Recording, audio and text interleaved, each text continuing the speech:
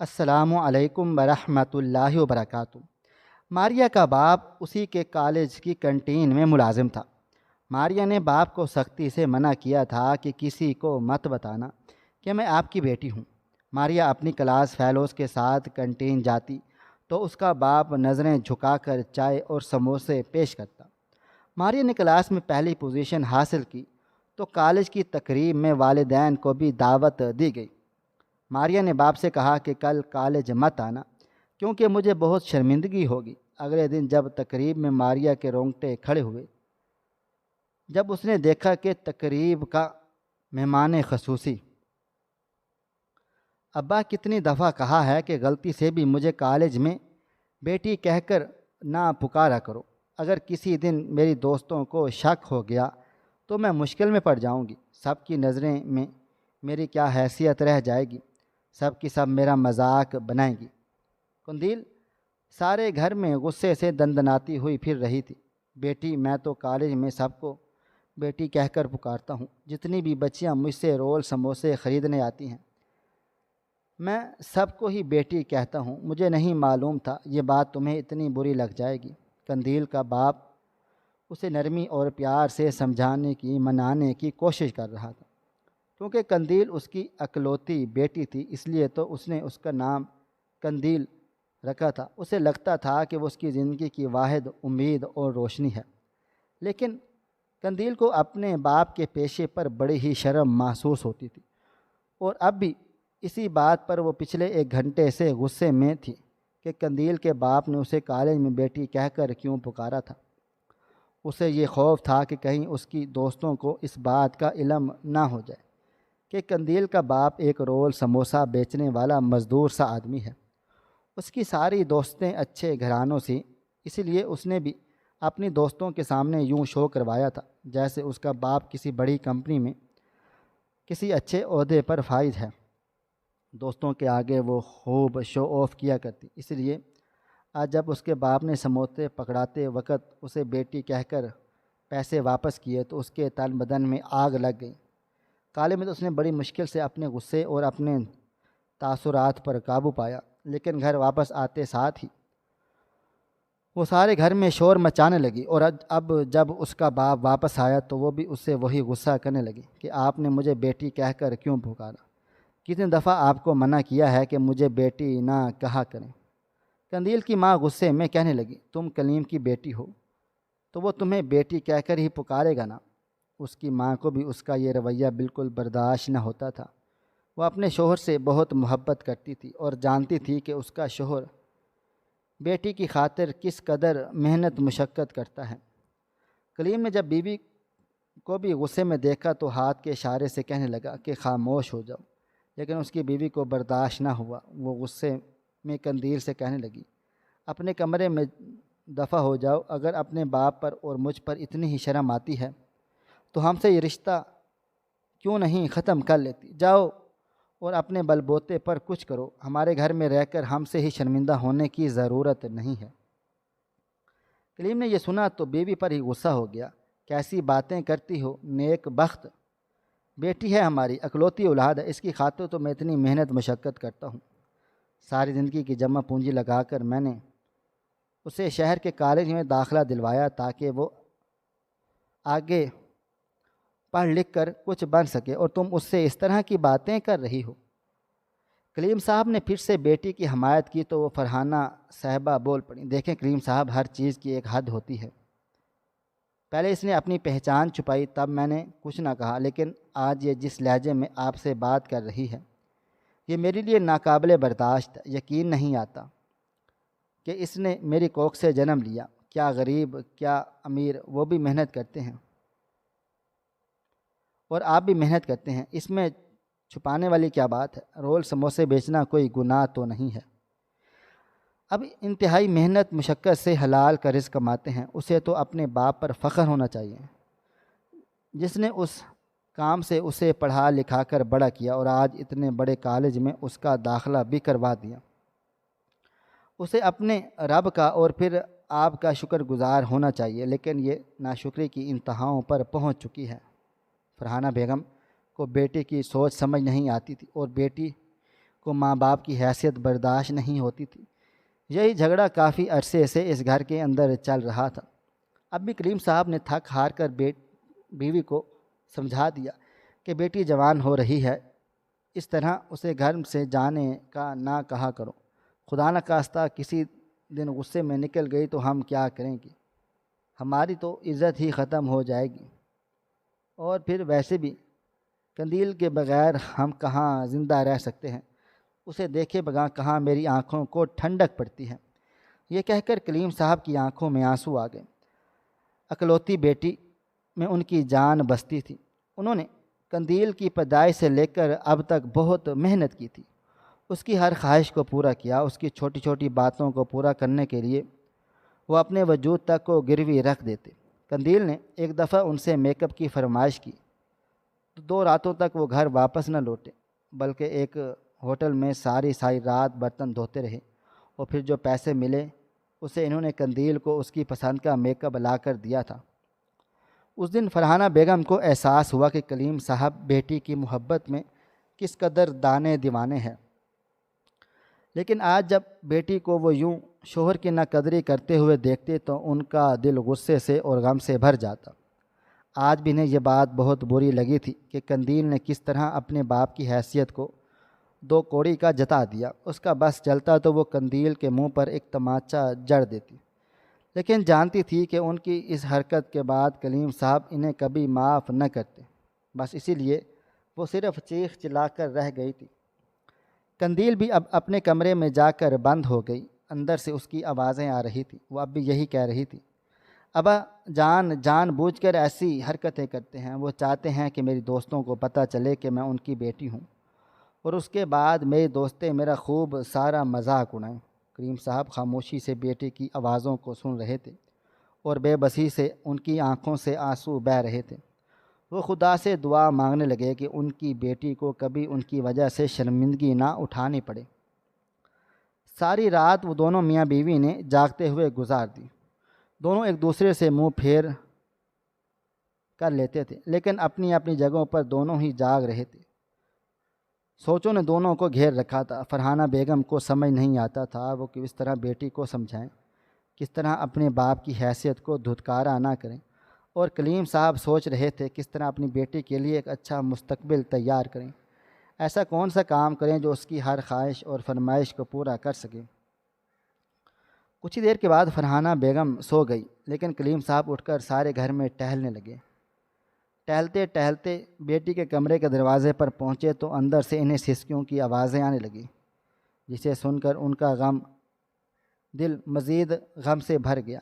ویسے ہی چھت پر چلے گئے، کھلی ہوا میں بیٹھ کر سانس لینے لگے۔ قندیل کے آنسو ان کی برداشت سے باہر تھے، وہ بس آسمان کی طرف دیکھتے ہوئے بیٹی کے لیے دعائیں کرتے چلے گئے۔ آنکھوں میں ماضی کے پل آ کر ٹھہر گئے۔ جب فرحانہ بیگم ان کی بیوی بن کر ان کے گھر آئی تھی تب بھی وہ یہی کام کرتے تھے، بس اس وقت ان کی ریڑھی چھوٹی تھی اور اب وقت کے ساتھ ساتھ ان کی ریڑھی بڑی ہو چکی تھی۔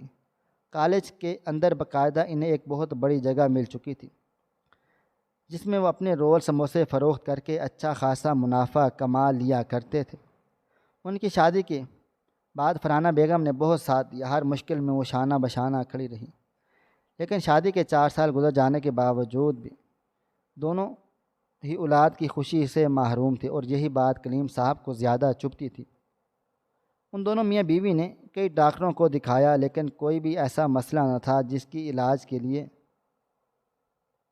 کی ضرورت درکار پڑتی، بس خدا کی طرف سے دیر تھی۔ اور پھر دونوں میاں بیوی ہر وقت ہاتھ پھیلاتے، جھولی اٹھاتے، خدا کی بارگاہ میں دعا کرتے رہتے کہ کسی طرح ان کی گود بھر جائے۔ مزید 4 سال اور گزر گئے، لیکن ان کی گود میں اولاد نہ آئی۔ دونوں بہت زیادہ تڑپنے لگے۔ پھر 9ویں سال میں جا کر انہیں خوشخبری ملی۔ کلیم صاحب تو فرحانہ بیگم کو بستر سے پاؤں نیچے تک نہ رکھنے دیتے، ساری جمع پونجی لگا کر ایک بہت بڑے پرائیویٹ ہسپتال میں بیوی کا نام لکھوا دیا تاکہ ڈیلیوری کے وقت کوئی پیچیدگی اور پریشانی نہ ہو۔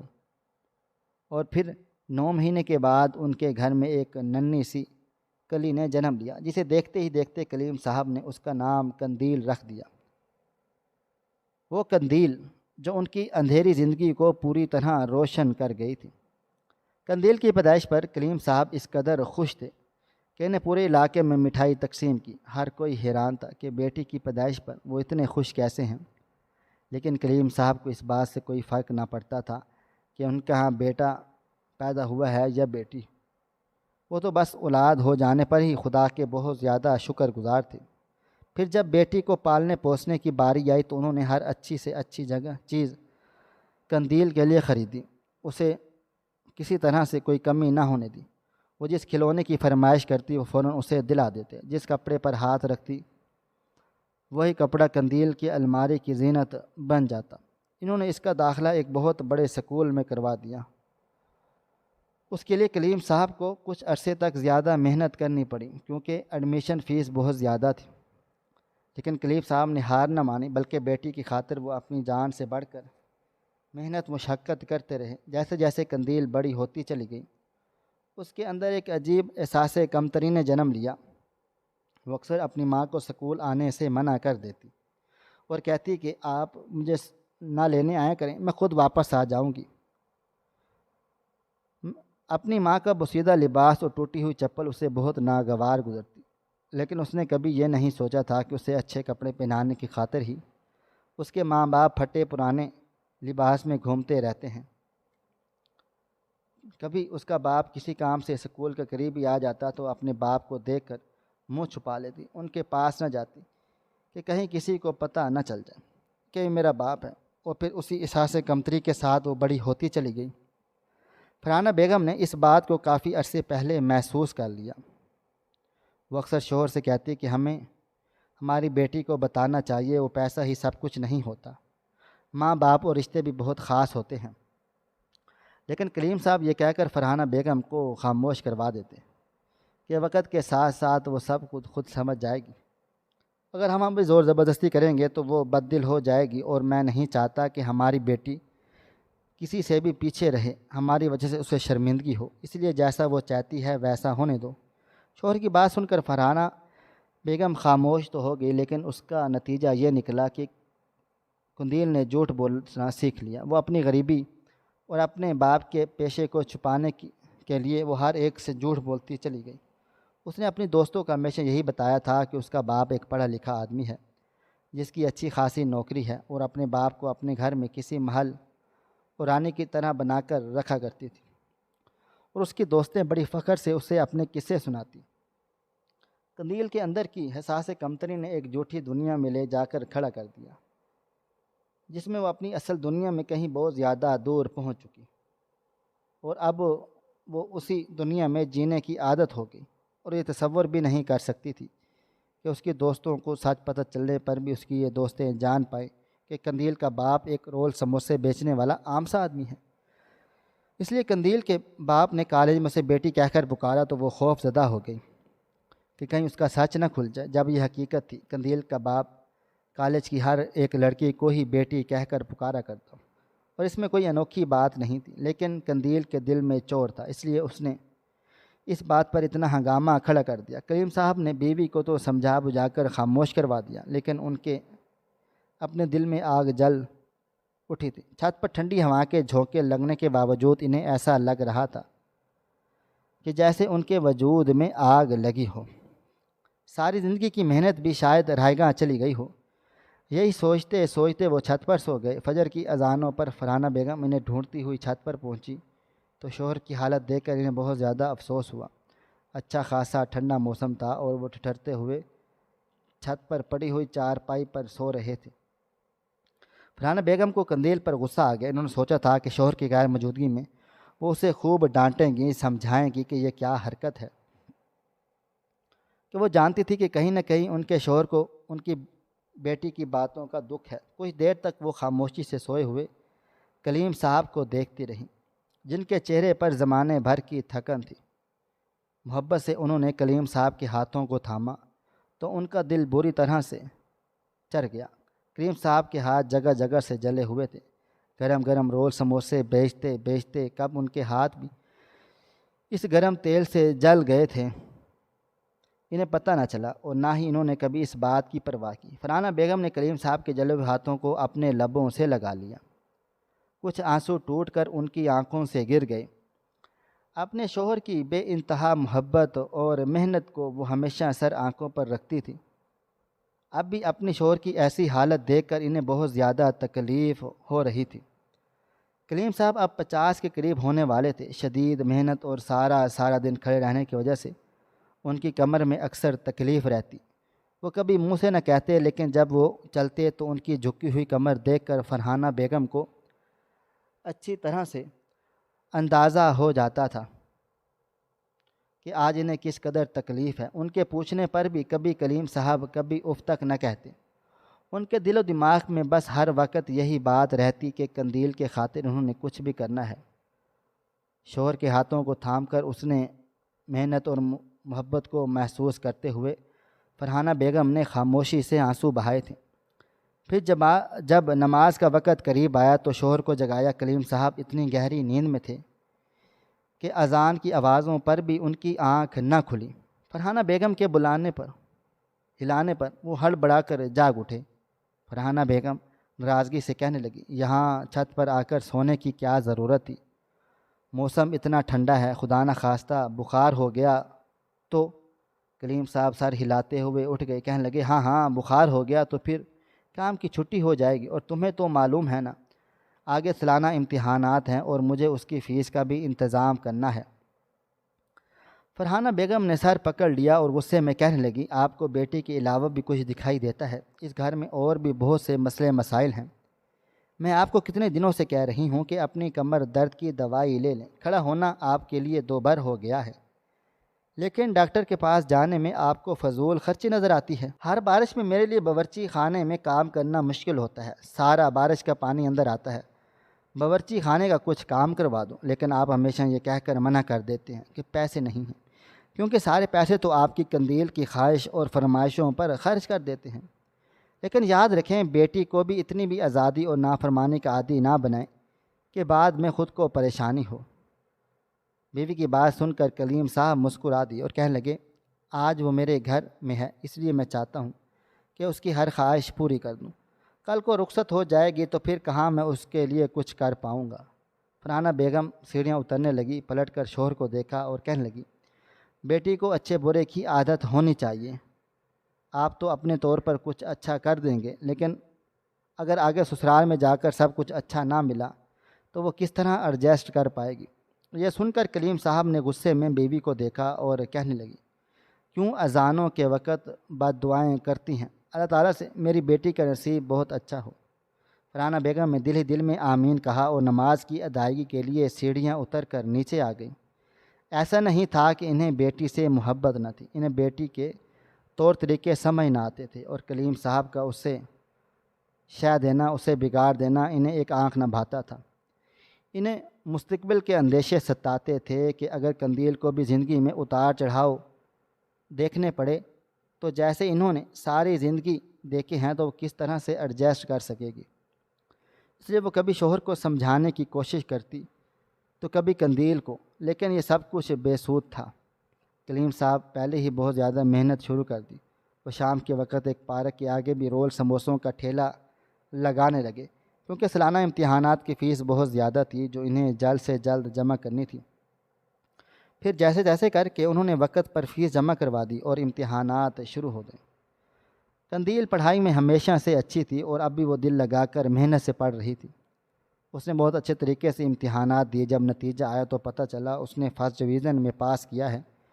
یہ سن کر کلیم صاحب کی خوشی کی انتہا نہ رہی، لیکن ان کی خوشی اس وقت ٹھنڈی پڑ گئی جب قندیل نے یہ کہہ کر ان سے پیسے مانگے کہ ان کی دوستیں ٹریٹ مانگ رہی ہیں اور اپنی دوستوں کو کسی ہوٹل میں لے کر چلی جائے گی، کیونکہ اس چھوٹے سے گھر میں اگر وہ اپنی دوستوں کو لائی تو اس کا سارا کٹا چٹا کھل جائے گا اور اس کی دوستوں کو یہ پتہ چل جائے گا کہ اس کی دوستوں کو یہ بھی پتہ چلنے والا ہے کہ کنٹین والا آدمی اس کا باپ ہے۔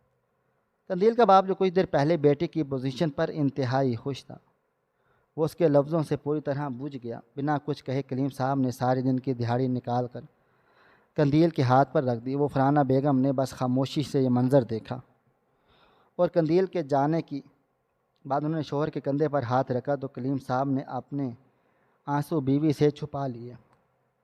ایک بار پھر انہیں احساس ہوا کہ وہ انتہائی غریب اور بے بس باپ ہے جو اپنی بیٹی کے لیے صرف شرمندگی کی وجہ ہے۔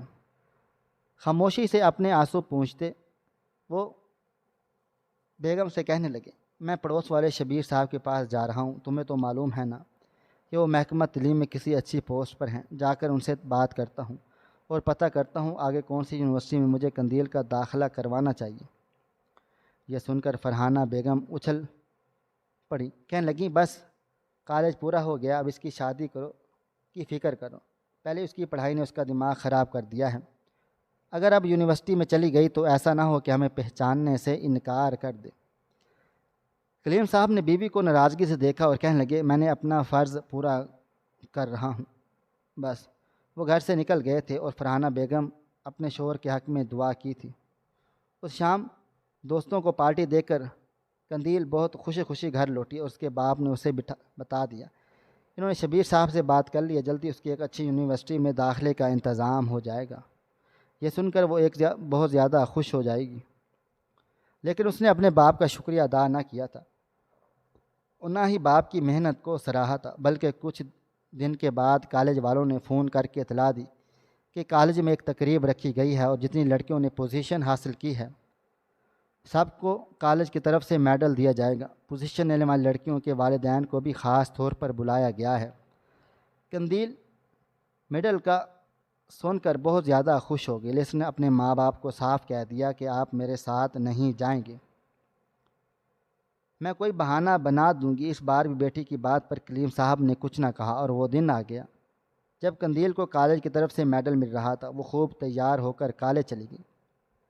جب کالج کے اسٹیج پر اس کا نام پکارا گیا تو وہ پہلی طالبہ تھی جسے پہلے میڈل سے نوازا جانا تھا، کیونکہ اس نے سب سے زیادہ نمبر حاصل کیے۔ وہ بڑے غرور اور فخر کے ساتھ اسٹیج کی سیڑھیاں چڑھ کر اسٹیج پر پہنچی تو کرسی کو بیٹھے شخص کو دیکھ کر اس کی جان نکل گئی، کیونکہ جو شخص اس تقریب کا مہمان خصوصی تھا اور جو اس لڑکیوں کو میڈل دینے والا تھا وہ کوئی اور نہیں بلکہ ان کے پڑوسی شبیر صاحب تھے، جو محکمہ تعلیم کے ایک اچھے عہدے پر فائز تھے۔ وہ قندیل کو اور قندیل کے والد کلیم صاحب کو بہت اچھے سے پہچانتے تھے۔ وہ جب میڈل دینے کے لیے قندیل کے پاس آئے، مبارکباد دی، ساتھ انہوں نے مائک پر اناؤنس کیا کہ انہیں اس بات کی بہت خوشی ہے اور فخر ہے کہ ان کے علاقے کی بچی نے اپنے علاقے کا نام اتنا روشن کیا۔ اپنے والد کی بے انتہا محبت کو اس نے رائگاں نہیں جانے دیا۔ انہوں نے یہ بھی بتایا کہ کس طرح قندیل کے والد صاحب اس کالج میں رول سموسے بیچ کر اپنی بیٹی کو آج اس مقام پر لا کر کھڑا کیا ہے۔ یہ سننا تھا کہ قندیل کے قدموں تلے سے زمین نکل گئی، جس سچ کو وہ چھپانا چاہتی تھی شبیر صاحب نے اسے بڑی خوشی اور فخر کے ساتھ دنیا کے آگے رکھ دیا، اور یہ سن کر سبھی لوگ حیران و پریشان رہ گئے۔ قندیل کے پروفیسرز اور ٹیچرز اسے مبارکباد دے رہے تھے، اس نے اپنے باپ کا کتنا نام روشن کیا، لیکن وہ بس شرمندگی سے اپنے دوستوں کی جانب دیکھ رہی تھی۔ جب وہ سیڑھیاں اتر کر نیچے آئی تو اس کی دوستیں بھی خوب اسے مبارکباد دیتے ہوئے کہنے لگی، تم نے تو کبھی بتایا نہیں کہ کلیم چچا تمہارے باپ ہیں، وہ تو بہت ہی محبت کرنے والے شفیق انسان ہیں، تم تو بڑی خوش قسمت ہو قندیل جو تمہیں ایسے والد ملے ہیں، تم نے یہ بات ہمیں پہلے کیوں نہ بتائی، ہم کون سا مفت کے سموسے لیتے۔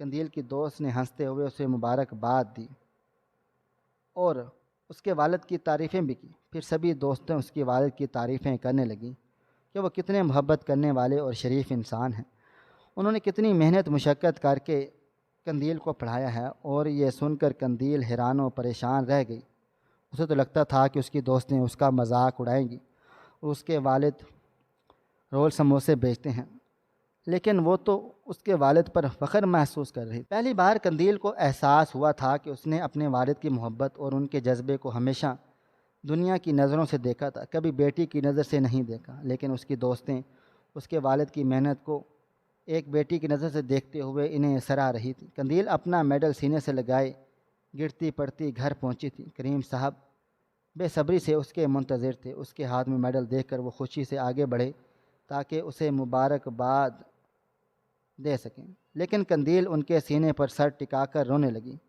اسے اپنی غلطیوں کا احساس ہو گیا، اس نے اپنے باپ سے اپنے ہر کیے کی معافی مانگی اور اپنا میڈل ان کے گلے میں ڈالتے ہوئے فخر سے کہا کہ آج میں کہہ سکتی ہوں کہ میرے باپ نے میرے لیے اپنی زندگی کی ہر سانس کو مجھ پر قربان کر دیا ہے۔ بیٹی کے منہ سے ایسی باتیں سنی کر کلیم صاحب کی آنکھوں سے آنسو بہہ نکلے۔ انہوں نے قندیل کو سینے سے لگا لیا اور فرحانہ بیگم نے خدا کا لاکھ لاکھ شکر ادا کیا تھا کہ ان کی ساری دعائیں قبول ہو گئی تھیں اور ان کے شوہر کی محنت رائیگاں نہیں گئی تھی۔ مزید اس طرح کی سبق آموز واقعات اور کہانیاں سننے کے لیے ہمارے چینل کو سبسکرائب کر لیں۔ شکریہ۔ اللہ حافظ۔